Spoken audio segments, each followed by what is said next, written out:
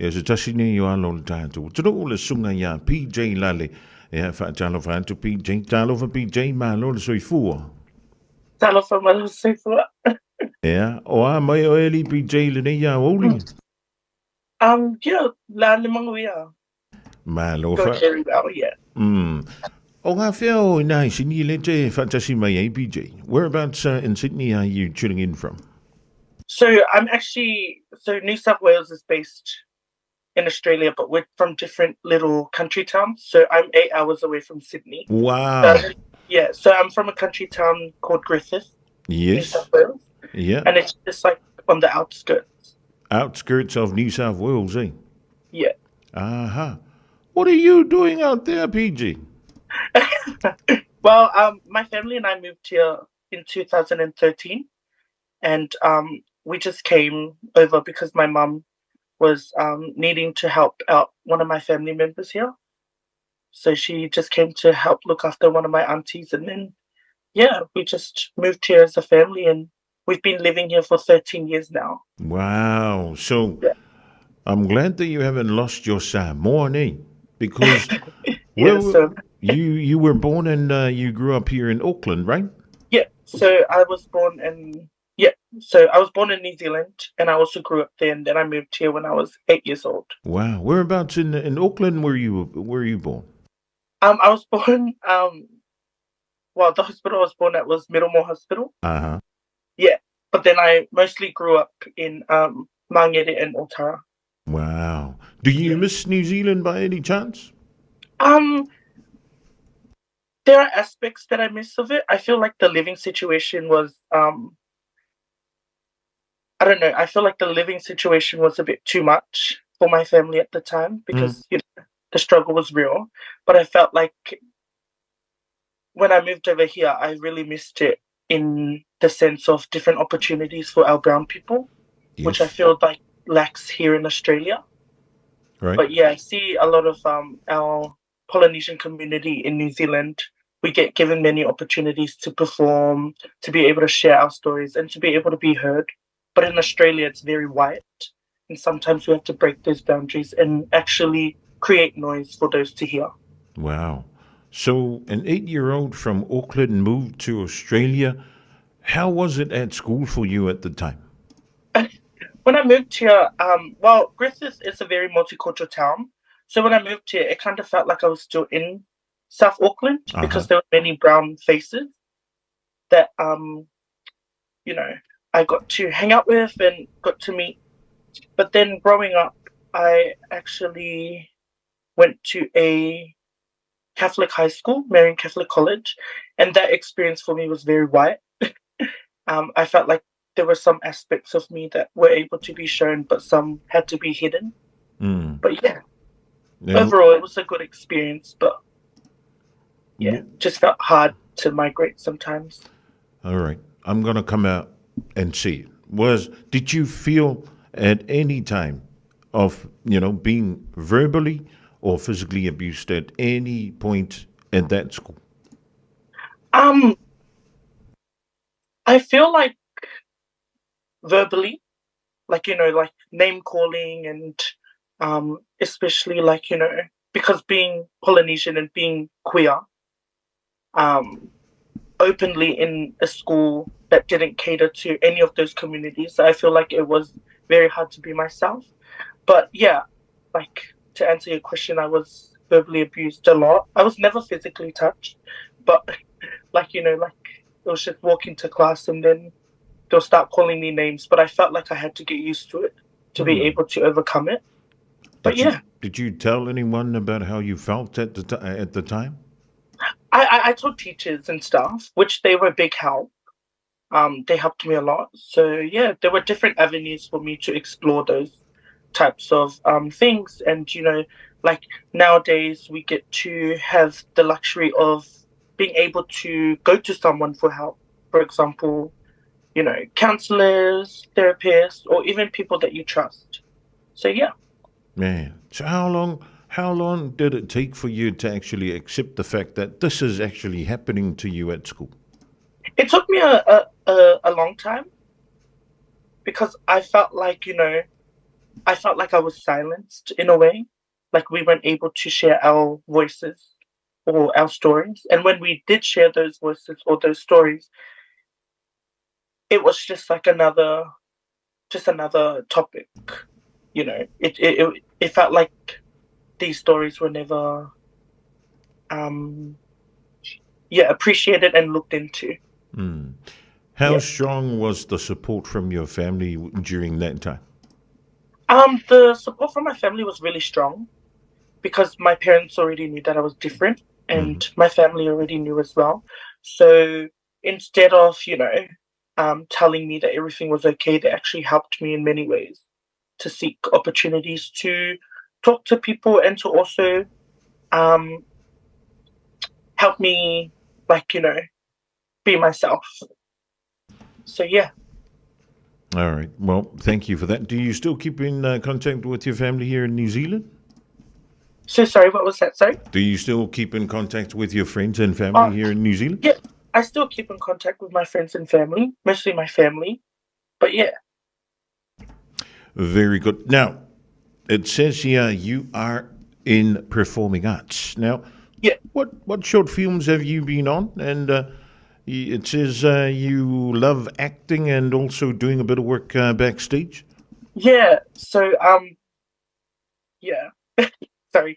Yeah, I've been I was very blessed to be able to be in a couple of shows while being here in Griffith. One of my first shows I was actually a part of was The Addams Family. It was a 2018 school musical that was produced and directed by one of my teachers here in New South Wales, Australia, Tara Sudkis, and I was able to play the role of Pugsley Adams, which was one of the main roles, and I was one of the very few kids at the time to be able to get a main role at that age. So Wow. yeah, so I did that, and then other school musicals I was able to be a part of was We Will Rock You and Hairspray as an ensemble, but the other ones I've been a part of were mostly working backstage. So I was able to do set dressing, costuming, makeup, hair, and just being able to fill in wherever I was needed. Man, congratulations. So you Thank you. were you what? What age were you when you did all of that? I started, so I like to tell people that I started my creative journey in 2018. So I was 13 at the time. I'm currently 19, turning 20 soon. Hmm. But I started everything when I was 13 because I feel like I knew who I was at the time. And in order for me to come out and show who I was, I felt like I really needed to start at a young age instead of starting at at an older age. But yeah, so I started those at the age of 13. Was it easy for you to come out and tell everybody, look, this is who I am? In some ways, I feel like it was pretty hard, but for my family, they already knew. When I was younger, they always knew. But they were very supportive in some aspects. But I feel like what really helped me stay true to myself was the passion I had for creative art and being able to grace the stage and authentically be myself. Mm. Because I feel like, the reason why you know, queer Polynesians like myself are loud, and the reason why we stand the tallest is because we have to, in a way. Yep. But yeah, All right, fantastic. Now, it also says here that you do a bit of photography, and like you mentioned before, fashion design, as well as musicals. What yeah. musicals did you do, PJ? So the musical that I was a part of was so sorry, was The Wedding Singer. That's what it was. Sorry, it was at the top of my head. So The Wedding Singer was a really big thing for me because I was actually living in Samoa in the beginning of the rehearsal. So There was a main role that I was supposed to go for, but because of the passing of my auntie Aotearoa,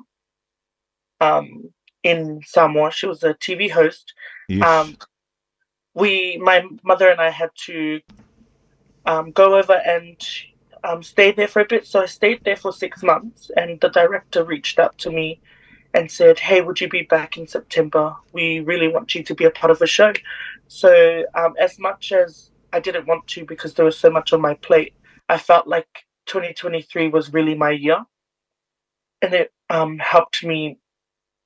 Like creating really helped me take everything off my mind. So when I came back,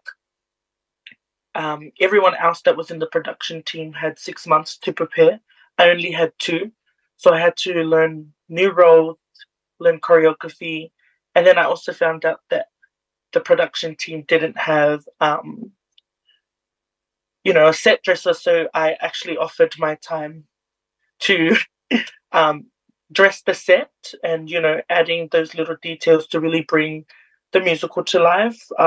They also didn't have a makeup artist or someone to do hair, so I just kind of took everything under my wing, and all the traits of being Samoan and being what is known as fafafinge. Mm. I feel like we have so many talents that we are able to um, use, Yes. and that's like that I feel like being Samoan and being queer, we have many stories to tell, and some of those stories are used within these different areas.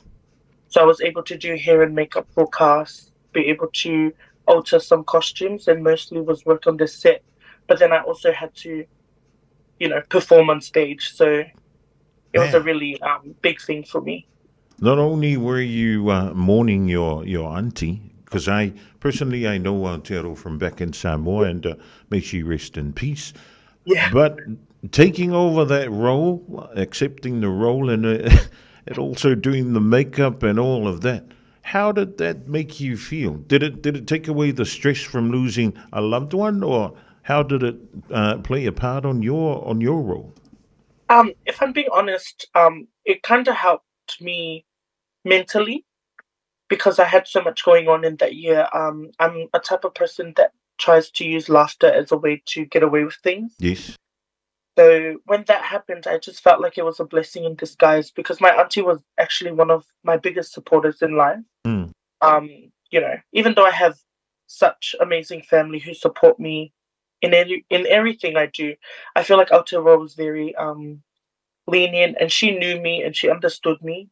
Especially being her nephew, she always was there for me, even though she lived so far away from Australia. She always made sure to check in and remind me that what I'm doing now is amazing and there's a reason why I'm doing it.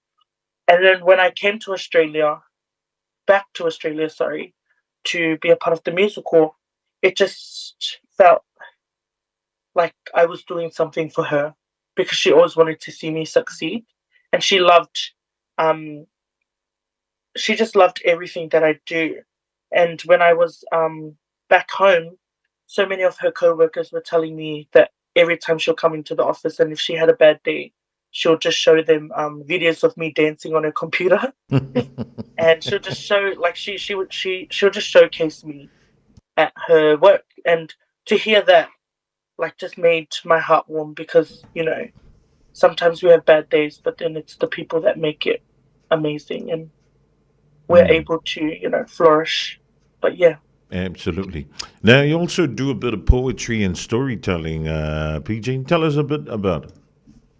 So poetry, I actually started doing that last year when I was living in Samoa. So I lived in Samoa for 6 months, and when I moved over, it was a very for me it was such a culture shock Mm. because in Australia I was able to get everything handed to me straight away. But Yes. in Samoa, I really had to appreciate the little things and really look into the topic of, like, am I being grateful? And I feel like when I was there, everything in Samoa inspired me from, like, the way the trees moved in the wind and from how the ocean was, flowing, and from just like the little things. I was able to write these stories and relate everything to poetry and the way that I sorry, what's the word? The way that I come across to people, if that makes sense. Now, when you say about poetry, are you actually filming yourself or do you write it Um, down? Because nowadays everybody wants to see who's doing whatever they are doing. yeah. So my poetry is different because most of my stuff is on my page. Mm. But what I do is I actually like to take photographs of myself. And what I did in Samoa was I took photos of things that I liked and I edited it and I posted it and then I just wrote my poem and I made it into the bio. Yes. And then I just said created by PJ Lale. Mm. But yeah, so like that's how most of the things that I create gets shared around because not only is it just poetry but it also comes with a bit of flair. So like I try and put imagery into it and like it connects to it. But Very. yeah, and I feel like poetry is a part of everyday life, especially being Samoan as well. And Mm. like on the topic of storytelling, I feel like every day we tell stories, and that's a part of the nature of being Samoan and of being the down to earth people we are. Wow. Hopefully that all makes sense. So sorry. That's all good. I think we're getting it, PJ. Now, there's a paid trip for you to go out in the rural areas of Australia to Yeah. help kids. Can you tell us about your trip next month?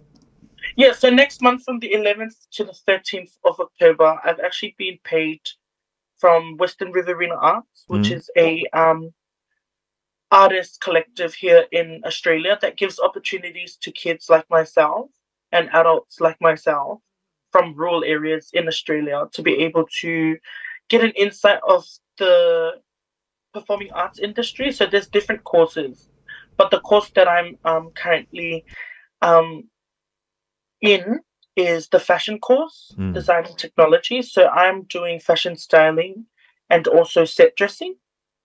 So the trip is such a blessing for me because living in a small town, it's very hard to um it's kind of hard to showcase our creativity. Yes. So for them to give me this opportunity to fly out to the city, be able to experience a fashion workshop and also experience a fashion show in real life is such a blessing to me. And I get to do all of these things for free because they paid for my accommodation, these lessons that I'm getting, and being able to get filmed on Saturday, on the 13th of October, on the 12th, sorry. It's such a blessing for me. And I feel like all these things are happening um, because I worked hard to try and really put myself out there. That's what I wanted to ask you lastly. What is Yeah. your advice to anybody and anyone, and also people like yourself who are out there who want to come out and who want to inspire others to do and to be who they were meant to be? Yeah. For me personally, I feel like if you are having trouble at home of wanting to um come out and also to really find who you are, I feel like there's many different ways for you to do that. Like for me, my family already knew, so I felt like that was kind of weight off my shoulders. But for me to really tell them, I just had to tell them that this is me, and I also really had to lean into um, just not caring. I feel like that's it might come across as aggressive, but I feel like for kids like me who experience this, thing from people that try and put us down, I feel like you just not you just have to keep going. Um and yeah, like I've as an artist as well and as a proud queer artist, we just have to ignore the criticism from people. Um but yeah, I just feel like it's kind of hard for me to explain myself in a way. But like if you have dreams, just keep going for it, and that's what I feel like I've been trying to do. And Mm. there's so many opportunities out there Yeah, for kids to really try and flourish. So, yeah. that's right. And any messages for your friends and family out there watching? I love you all, and I also wanted to say, give this opportunity to say thank you to everyone that has helped me, and thank you to your creative production team for having me to be a part of this show. It kind of healed my inner child as well, because you know, not many people get these opportunities to share their creativity and also share our stories as Polynesians. So yeah. Thank you once again. Malo PJ, we wish you all the best, and I'm pretty sure this won't be the last time we hear from you. All the best for your trip, and also for helping out the kids in the rural areas in Australia. And we hope to hear from you again in the future. Definitely. Thank you so much. No Have time. worries. Yeah, take care, Maruia Ndea. So, ole, sunga ya PJ Lale. O se tasi leo alo le tātou. Turo, i te tondo le vaenga leo whai wai no le performing arts. Ia, o PJ i pe ona whaafonga mai moa je le tātou. Turo, o le whaafine Samoa. So i fuane tono New Zealand, malanga tuolona a inga le valu on tausanga. Mau wai. I se tamai pi tano i whafuantu o lau whanua o New South Wales. Ia, pe ona i le tātou so ta inga le riva ingo le abu.